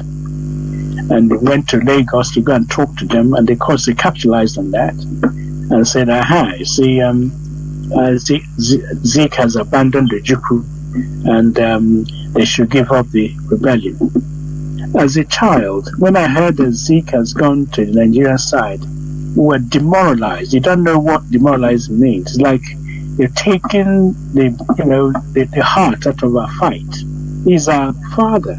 Everybody respected him, and then he's gone to Nigerian side. My goodness, that was so painful. So it's a very, very complex situation what Zeke did, and whether he was able to pursue Gawan or the British or whatever they hold on him, that you killed us enough. This nonsense has to stop. No victor, no vanquished. I don't know. I'm just speculating. So it's easy for us to say Zeke did this and this happened. He didn't support us at the end, and that was very, very painful, I must admit. Even as a child, I recognized that. So what am I saying? I'm saying that if Zeke acted as a jingoist, what I mean by that, somebody who put his tribe first, we would not be in this mess. And I'll tell you why. In 1953, the British asked him, okay, Zeke, we're going to give independence if 2 out of 3 of you want your independence, meaning the Yorubas, the East, the North. So Zeke thought about it and said, yes, the East is ready, the West is ready, but the Northerners say, oh, we're not ready. We will wait for them to be ready. That's the biggest mistake of the century. They wait for the North to be ready. When the North was ready, they grabbed the 50% of the vote, and now we're in this mess. You understand? So there's a lot to talk about what has happened to us. Zeke was a Pan-Africanist. He wants to be the whole Africa united for black man's sake. And he established, They established the Nsukka University almost single-handedly. And he's done well. It's just, there are some areas, no one is perfect. There are certain areas you have to look at and ask yourself why. And if I had done this, this would have happened. If we'd done this, and so on and so forth. So I leave it as that, and there's so much to talk about. Thank you. Mazi, before you go to making your closing remark, there's something also I want to say on this issue of Zeke. One of the very good qualities of a leader is the ability, the capability of making sound judgment, analytical judgment. If I go this way, how will it be in the next 1 year for my people, in the next 5 years, in the next 10 years, in the next 50 years? That is my own view of issues. That is why we should be careful, highly careful and prudent on issues, because a leader is just not somebody that is able to galvanize or no. Sound judgment, sound. In that early time, it might be absurd in one way or the other, but in the future, he will be targeting the future of the people. Why am I saying this? You look at Ahmad Bello. At that early time, Ahmad Bello concentrated on modernization. He don't care about anything about Nigeria. He looked weird to every other people, but he continued hammering, not openly, modernization. He wants everything for his people. And even before independence, they were given 52% of seats in the legislature. 52%, which means they are natural majority. That is what they are enjoying today. You said it. That they don't even need to go to make campaign or anything. That's why anything that happens, Nigerian politics is better. The Yorubas are trying to appease the North. The Igbos are trying to appease the North. So the idea is just relaxing, because it is a natural gift from Britain. Why is it so? Because their leader, he saw the future and he started before. You have to put, politics is local.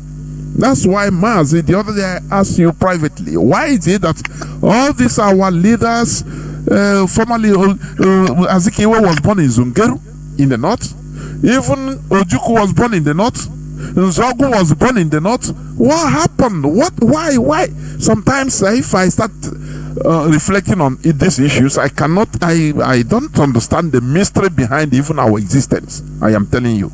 So that is what I have to also add there, so that you continue to making your closing remark, if you may. Thank you, Mazi. Yeah, thank you very much. There's so much to talk about. Badubede was quite a different guy, in the sense that he has an Islamization agenda up his sleeve, and the Brits favored them, because when they went to conquer this vast land, this vast area in the north, what was happening was they were supposed to be coming down with its Islamic jihad towards the southern part, and they conquered the Hausa land and put emirs in all the various emirates. And when the British arrived, their Gatling gun, the machine gun, their houses, they had their horsemen and so on. So the face-off was the houses with the Fulani emirs were defeated by the British. The issue here was that the houses didn't fight as hard as they could have fought, because the emirs were suppressing them. So the British had an easy victory. The Fulanese emirs were very smart. Rather than say, okay, you've beaten us, so fine, they agreed that, yes, we are emirs, but we can run this area for you. So the British, trying to save money, allowed the people you've beaten to carry on ruling the area you've beaten on your behalf. It's like you're having a fight, you chase somebody out of their house, you bring them back as landlord. So they were looking after the interest of Britain. Now Britain, for them to do that, they told the Brits, we don't want Christianity up here, because we are already Muslims. You can't impose this on us. We rather have a Muslim way of life. Britain said, okay, that's the condition for looking after this area for us. So that decision for the British is really what made Nigeria unhinged, because you don't want Christianity, you don't want missionary. That means the way you've been running things remain without any external pressure, a change. So you're not exposed to modernity. You don't want to read, modern way of life. You can't run the trains. You can't run telephones. You can't run post office and things like that. So you need people who can do it in that vast area. So what they did is to recruit people from the south who had been exposed to, if you like, missionary teachings and so on and so forth. The Yorubas were vastly ahead of the eastern region. But the eastern region mobilized their people and learned to their surprise that these guys are really sharp. They're avid for education. So an insatiable appetite. Every village came out under mango tree, they were learning. So within a short period of time, they supplied more manpower than anybody else. In fact, before the war started, they had more graduates than the whole Black Africa together. So they were therefore able to go up to the north, where the Muslims have refused to go to school and so on. They went there to establish. But the problem was that the Britain insisted everything has to be established in the north. And they didn't really trust the Southerners, because the Southerners, as Ahmad Bello said, if you put them in a camp, within a year or so, they can emerge as the head coach of that camp and so on. I think for me that's an insult. We don't just emerge as head coach or the headman of that camp. We emerge as the owners. So he underestimated us. Anyway, so as a result, because his own people weren't coming up to the task, he deliberately did what is like apartheid. He suppressed anybody from outside from taking any post. So he ran when he turned up in the 51, 52, made sure every post is filled by the Northerners, which, that is really the undoing of our people. And if you look at the military formations, they are all sited in the north. And you're right. What were people like Zeke and so what were they doing when the whole country was informed and every single plum industry, everything was being sited in the north? That is part of our problem. So we are forced to go up there to open the place to the detriment of our people, of our own place. And that is why we're paying the price now. Yeah. Let me just say something before you continue, please. When we look at the action of Ahmad Bello, declaring that the North was not ready for independence, they were colonized, yes, as Northern Protectorate and Southern Protectorate, so-called. I don't know protection from who? From the French. Now, I can also, my own view, I can applaud him in a way, because, yes, we are fast in learning, but when you look at it in another perspective, Mazi, for me, it is not even a good idea for a people just to jump from their original civilization suddenly to another civilization. Yes, it's sharp, you can learn, but that is dangerous also. It's dangerous. I don't know whether you understand what I mean. So, Ahmad Bello, I think the way I am seeing it, he don't want, we are talking about reading that is in English alphabet, but they have their own, they have been written in Arabic. They call Ajame. That is using also to write Arab, so, or using Arab, to write Hausa. So, what am I trying to say? They don't want that sudden change, direct around, that is 180 degrees turn around, about turn, of which our people did it. Britain came, and all of a sudden, old men and women, children, we started learning forgetting, completely discarding our Chibidi, our everything concerning us. Mazi, I don't see it as also too sharp. It is a kind of zeal without knowledge. That is the way, privately, the way I am analyzing it, I am seeing it. But in their own, yes, your own development, no matter how superior it is, yes. But we don't have to push our people into this as quick as possible. Otherwise, it will bring confusion, which is also what we are suffering in our land. That's it. But the other people, the North, they still retain their their roots, the original civilization, which is what Ahmad Bello also fought for. Because he want them to go into it little by little, not forgetting their own thing, not forgetting their past. But our own is, we dropped everything concerning us and followed Britain. And they say, oh, we are sharp, we are learning, we are reading this. And today, who is suffering it? That is why I also say leadership must be about sound judgment, not about what you are going to get now or the people you're going to get now. What of generations coming? You analyze critically. Mazi, please continue. I'm sorry for the interference. Go. Okay, thank you for that.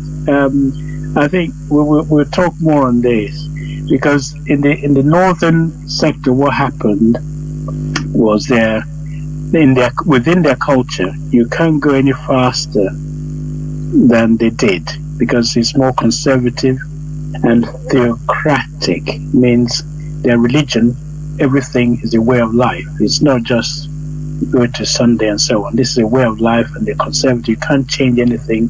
Those on top remain on top forever. There's no change, there's no flexibility. So those in the top, their children will go to school, and those who are not on top, they just remain the way they are. The people in the East are slightly different, because it's like you are the king of your own castle. If there's anything threatening the village, people come together and they discuss the way forward. You nominate someone to go and represent them. That person, when they finish, that ends there. In other words, you don't have anyone leading you. It's not that they don't have leaders, it's just that they rather delegate and people represent them. So they are democratic in nature. It's an inbuilt. You can't tell them not to study. So when an opportunity to read and write came, it's like a liberating thing for them. It's something that was inbuilt in them to exploit, and they grabbed it with both hands. Mazi, sorry, when you say read and write in European system, European style, because I'm coming. Yes, I'm coming. Yeah, you read and write because it was the way is actually what saved Biafra.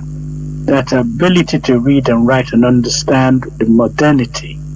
If we didn't have our scientists, the war would have been over in 48 hours, 72 hours.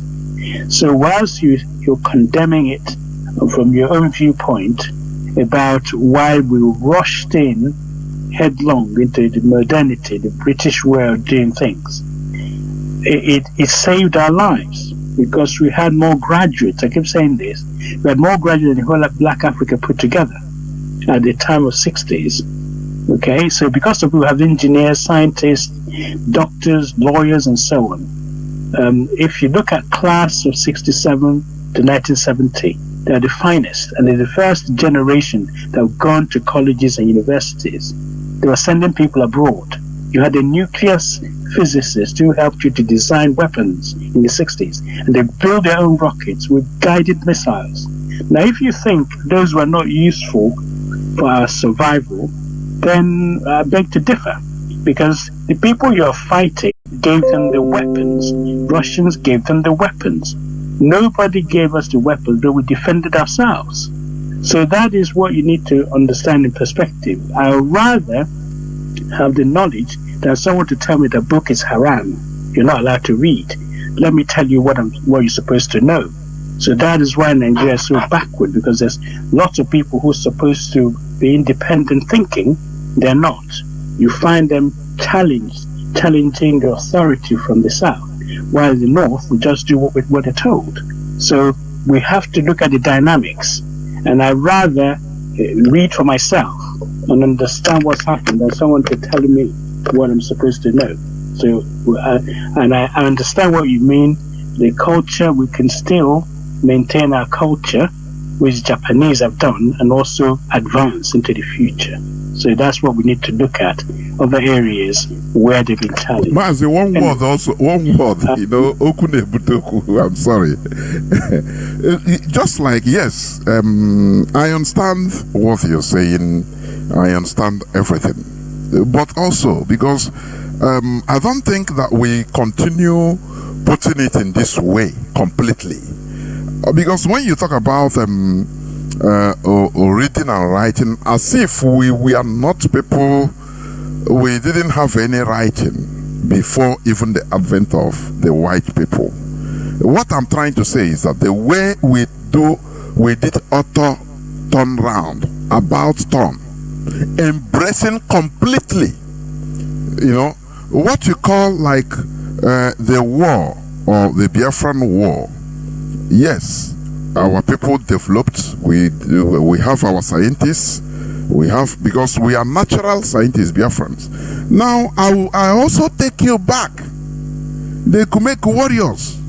They were not having so-called modern, what you refer to as modern warfare, but they were able to resist Britain for 31 years with our own system. So sometimes I don't completely agree that it's them that without what you call modern, because if we develop our own system, it will be modern. So that's what I'm trying to say, and that is what Ahmad Bello saw. If he changes people immediately, there will be backlash.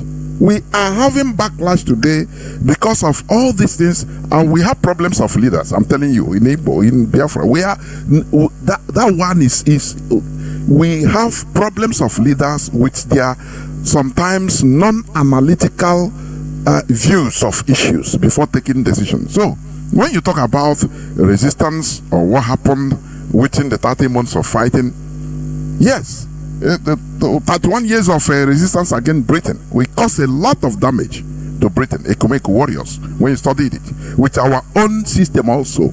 So that is what I'm saying. Allowing people overall to turn around immediately and embrace foreign things, saying that it is modern. Mazi, it has backlash. It have tremendous backlash to the people. That is my point. Mazi, go on, please. I will not interject again. Go on. Well done. If you look at these CBD writings, is something we could have preserved, but the way it was set up is for the secret societies which held it. Nobody else is supposed to know it. But going back to the North, they had a way of preserving their culture, and as a result, it was a bit slower for them, too conservative, and the British loved it because they stay in that system and be told what to do, nursing them and so on. But if I'm to choose which one I rather do, I rather be independent thinking, so I can make up and find things out for myself. If the war hadn't come, the eastern region would have been industrialized, because there's some people abroad who learn how to manage, who learn born educated. They had a revolution in the way their country was set up, so much so they had the world fastest growing economy in the 60s, 9% on annual days. And if they left them to the 72, 74, the next cycle, they would have been industrialized. Now, I'm not going to accept that they should have taken another century to emerge from where they were before as the only way we're going to preserve our culture. No, our culture could be preserved with what we learn from abroad, and then help it to build our culture, because we have people who understand, as I said, the class of 67 to 70, everywhere you look, you have outstanding individuals, people like, what's his name? The one who Francis Ibiam. Yeah, he was the World Council of Judges Vice President or the President who helped to mobilize food for Biafran children, of which I'm one of them. So you need people of that caliber to compete at the world stage. You had World Council of world class judges, like the person who was swearing with Juku in Banefo. Yeah, if you look everywhere, you have people of world class standards. I'm not going to accept that, we should have not developed these people, because without them, we will have been completely destroyed. So that is my take on it. And as I said, it depends on how you look at it. It doesn't stop us as a people in preserving our culture. It shouldn't stop us developing either. And those who rushed back from the north with all these wounds and injuries to their nose, to their mouth, to their hands, and they were sutured back by surgeons in the Wood Teaching Hospital. Okay, so there is a lot to be said with advancement and development that was in the eastern region at the time. So if the other parts chose to remain slow, then that is their problem. I don't think Biafra should. And if you read it, I hear a declaration, we were going to develop. We weren't going to hold and wait for everybody else to reach a certain standard. After all, how did the rest of the world in advance? So those are my views, I must say. And I understand what you're saying. If I may do the closing, we'll have time to develop these ideas further. So Biafra has been declared after all the suffering that our people went through. And Ojukwu was only 32 or 33 when all this was happening. I don't think you've got any more leader like Ojukwu ever since in our Biafra land. And he was highly educated. Okay, so that's another example. So without his input, Aburi would not have been set out, everything clearly defined. And when they reneged against it, he mobilized his people to the best of his ability. And if people didn't look up to Juku with what he did, I don't think it would have lasted a week, let alone 30 months. Okay, so I have my respect for people like him and what they were able to achieve in saving lives because of their special talents. So in summary for today, Aburi taught us a big lesson. You cannot trust, the so-called erstwhile compatriots who slaughtered your people in the trenches, not in the trenches, in the barracks, and pretend nothing happened. They've not apologized, and they don't expect them to apologize in the future. But they don't expect us, therefore, to be, their brothers and sisters in arms, and that is really what the Aburi was about. So, going forward, we as a people need to understand that what has happened to us need a thorough review, a thorough understanding of how best is there anything we could have done differently? These are the questions we should be asking ourselves.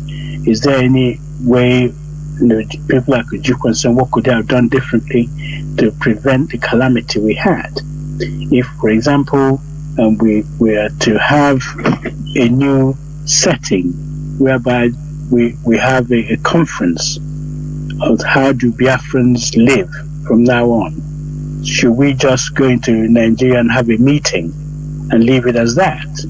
Clearly, the history says you need to record the proceedings. You need to make sure UN knows about it, AU knows about it, EU know about it, Russian Federation know about it, the BRICS know about it, and also people, so that the people you are having the discussion and meeting with, they're going to turn around and say, oh, this is not what we discussed. So we need to learn from our mistakes and learn what has happened. Because Ojukwu walked into Aburi and said, I want this minute to be sent to Organization of African Unity. They said, no. We want to keep it as brothers. They said, well, let's record it then. If it wasn't recorded, it would have been their words against his. And there's only 1 out of 8 of them Can you imagine? So, being wise now after the event is one thing, but we need to also learn from the mistakes where they were made and see how we can obviate them in the future. And because this by no means over, and there are those who are supposed to rule us who are not doing their jobs, but we need to be wiser than the generation have gone before, and so that their efforts will not be in vain. So, but I could not help but recall when Biafra was, when Biafra was declared, how happy everybody was because they could taste freedom, and they sustained that freedom right to the last minute because their country was free and they're willing to die for it. So that makes them literally indestructible. And the music that they played, showing that they thank Ojukwu that Biafra has come to stay. And it's not an Igbo language, but it's one of the Biafran languages. So if you play that one, so if you listen to it and the joy in the people's face when Biafra was declared, it's absolutely remarkable. So we're going to continue learning from what has happened in the past and hope to apply it in the future to save the lives of the people. And that's what BEAT is about. Thank you very much. I look forward to taking questions next meeting, and so we can continue to explore all the knowledge we have and add more to it using BEAT as a way of disseminating the Biafran message worldwide. Thank you very much. There were Mazi. Thank you very much. And we must continue. Biafrans and lovers of freedom, this is where we are going to end the program for today. And as you have heard, on Sunday will be the last day, the 26th, the same time, 7:30 p.m. Biafra time. So you can ask questions. But as I continue saying, we learn from history. History guides us. What we are suffering today as a people, it is not by coincidence. Never. It is not by, divine or anything. I don't believe that. It is mistakes that occurred right from the inception of or creation of this Nigeria, this entity called One Nigeria. So we have to learn from our mistakes. Mistakes we have made, terrible mistakes that we are suffering today. I am telling you, terrible ones. One, because of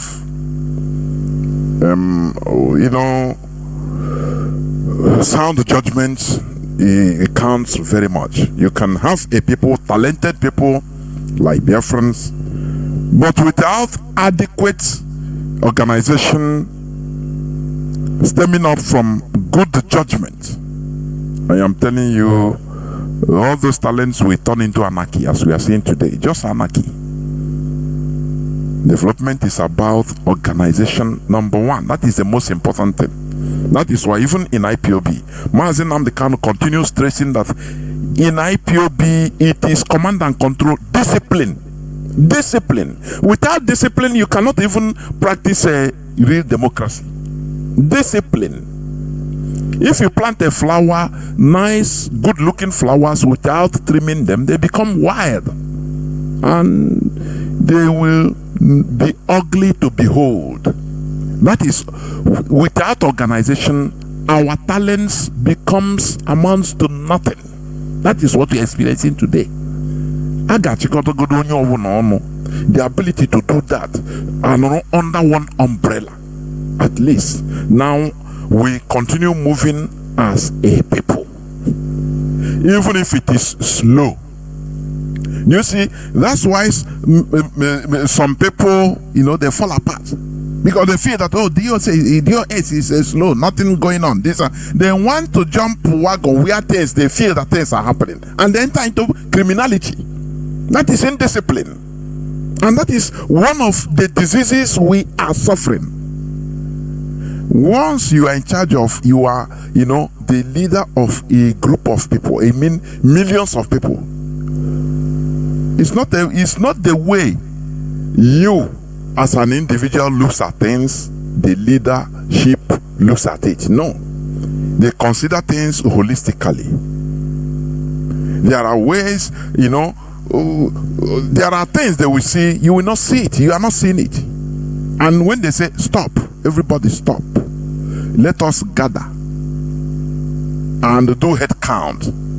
That time you see people say, no, we are too slow, this and that. Oh, these are problems that we have, or we have been having right from time. But IPOB came to correct all these problems.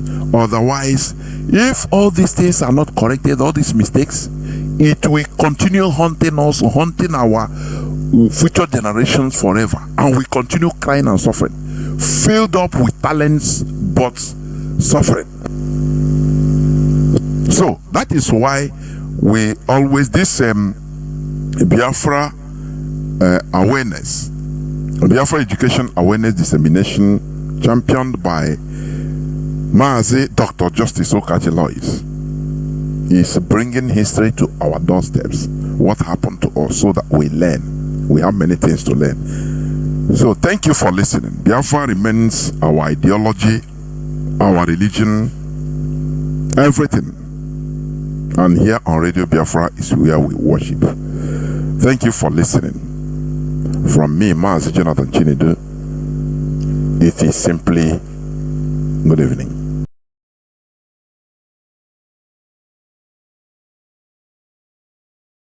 Everyone I know, everyone I know.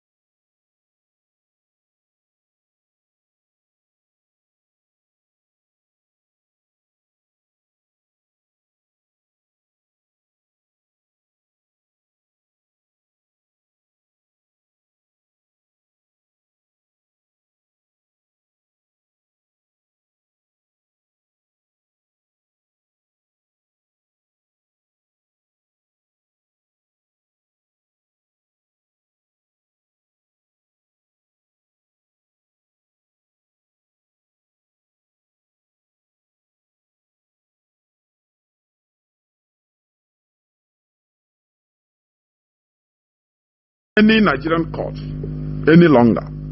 But since 13th of October 2022 till today, the Nigerian government refused to obey their own court. They refused to obey the rule of law, the court order, their own court order, because Mazi committed no crime known to Nigerian law. You understand? That is the world we are sitting. That is the evil world we are in. When Britain tells you about democracy, they are telling you about installing a puppet, their own puppet that will be helping them to steal gas and oil and all the minerals in Nigeria and in other African countries. That is what they mean by their democracy. Very shameless. That is who they are. But Mazi say we are going to defeat Britain with superior arguments. That is what we are doing. Because what is good for the geese is good for the gander also. Remember